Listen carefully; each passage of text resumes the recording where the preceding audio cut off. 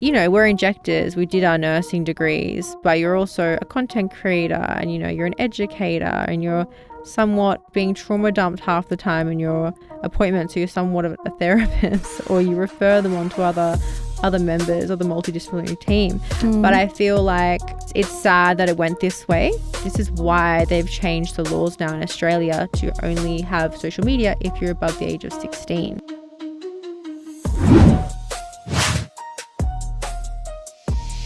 Hi guys, it's Jessie and Snow and welcome back to another episode of Yap Jab. And today we're talking about lip flips and a video that we did not too long ago and went viral. Yeah, 11.4 million views, which is incredible. But the comments were interesting. Yeah, it was a video. We were at our Christmas party and we were all dressed up. We were at Bert's in Newport having a gorgeous lunch. And then our content creator, Isabella, wanted us to pretend to have lip flips. So none of us actually had lip flips besides Lisa. Yeah, and her lip flip wasn't like fresh. It was only... No, it was fresh. It was fresh? Yeah, it was fresh. Yeah, and so Emma, Snow and I, we reenacted that we had lip flips. Because obviously we all have lip flips at the clinic and we love it, but mine had worn off, yours had worn off, and so has Emma. But Lisa was the only one with the fresh lip flip. Yeah, and it was so funny because we had a comment where someone was trying to guess which person actually had the lip flip and they completely got it wrong. Yeah. Or people were commenting saying, this is why women are paid less. Or this is why women have a lower IQ. And commenting like body shaming, talking about our faces, our weight. And we were just eating pasta at Bert's. Ice cream. Yeah. Don't pick on us. Yeah, just making a funny, relatable video for clients that have experienced that weird feeling when you do receive a lip flip just around your mouth, because it does partially paralyze the area so your lip doesn't roll under. But initially, for the first 2 weeks, it may feel a bit odd when you're drinking from a straw, eating food. And then, just sort of be humorous and relatable. We're talking about a video that we posted on our socials. So if you haven't seen it, here it is.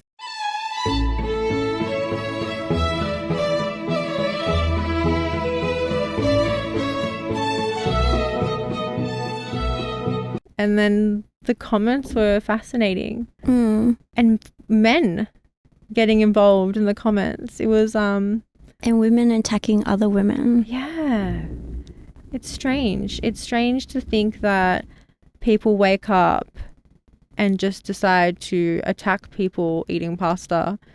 Clearly people with good mental health don't do that though. That's how I look at it. Because I've never in my life scrolled on my phone and was like, I don't like this video. I don't like how she looks. I don't like her outfit. I'm going to leave a nasty comment.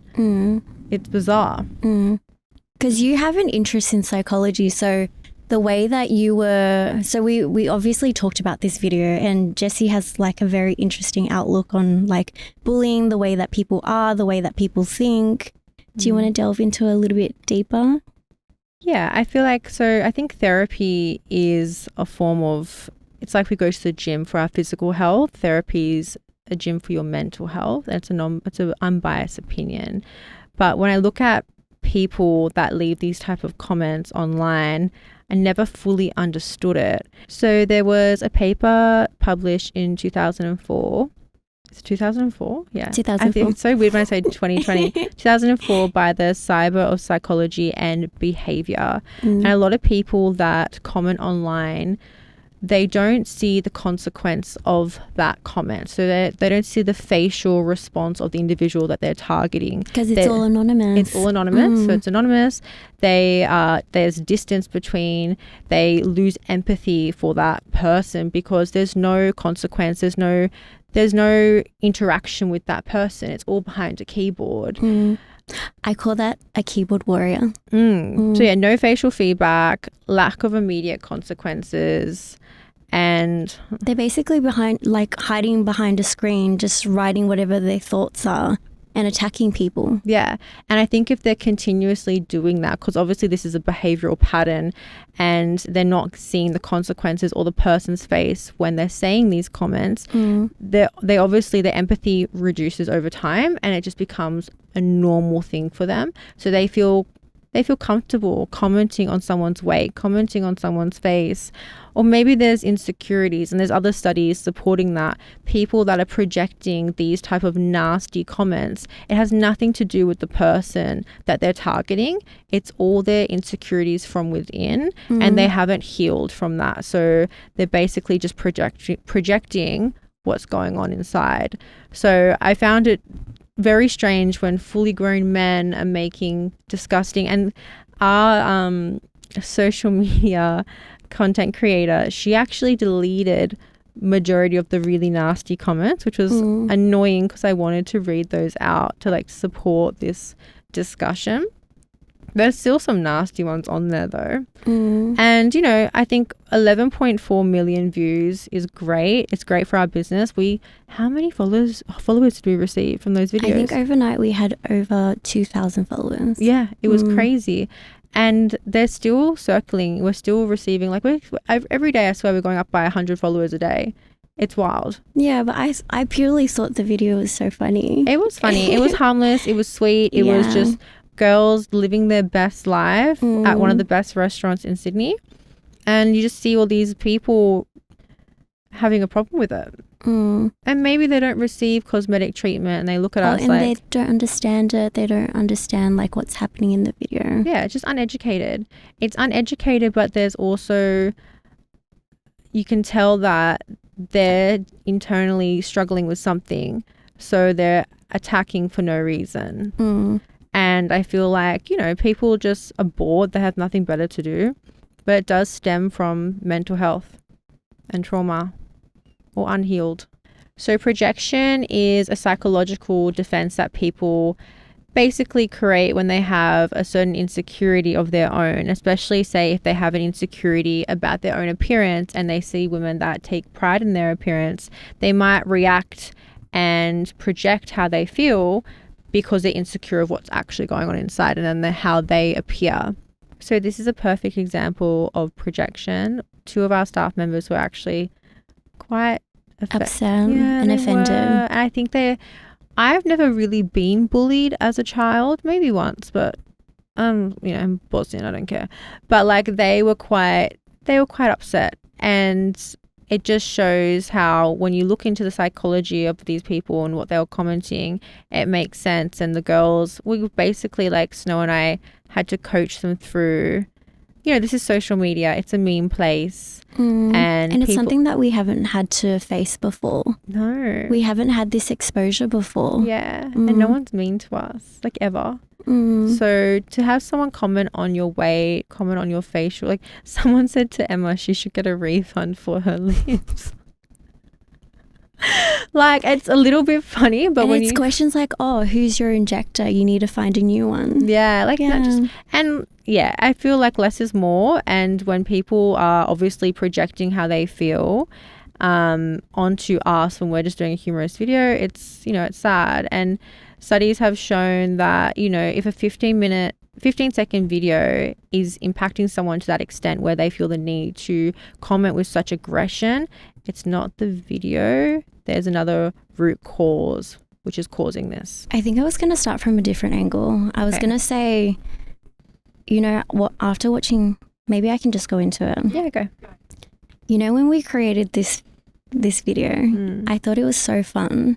And my initial instinct of any funny video would always be running to the comment section just to read all the comments and see what everyone's saying.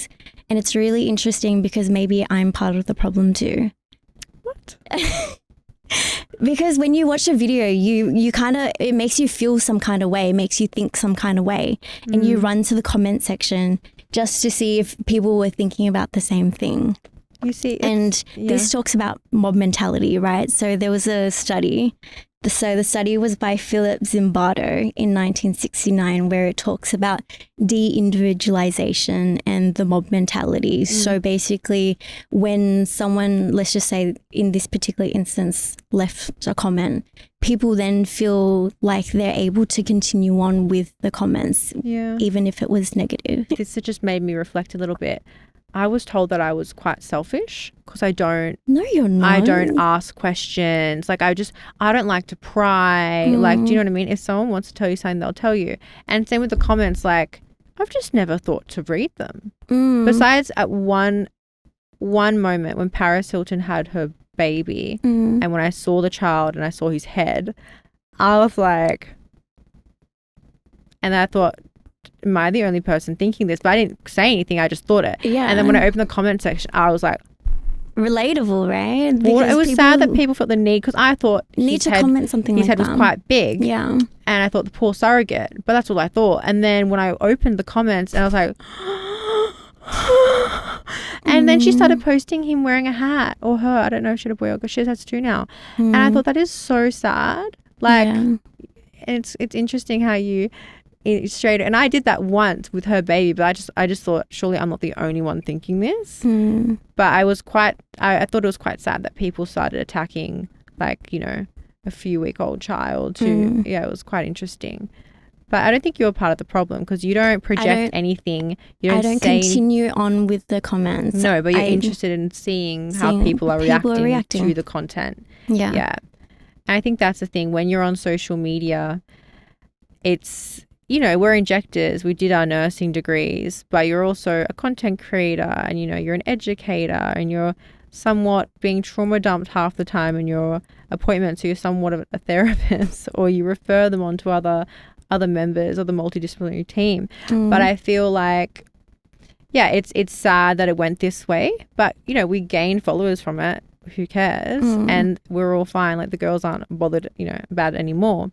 But it does show, this is why they've changed the laws now in Australia to only have social media if you're above the age of 16, because, you know, adolescents that don't have a fully developed frontal cortex, so how are they supposed to, like, process this behavior? And when people attack you on such a level for no reason, how does a child process what's being said and understand why this is being said, and thinking they're the problem? Really, the individual that is bullying you is the problem. And I do think, like, my niece recently, she started at this gorgeous school, and, like, an amazing school. The first day, some kid slapped her across the face for no reason. Oh my goodness. Do you know what I mean? And I'm just sitting there thinking, what's wrong with the child?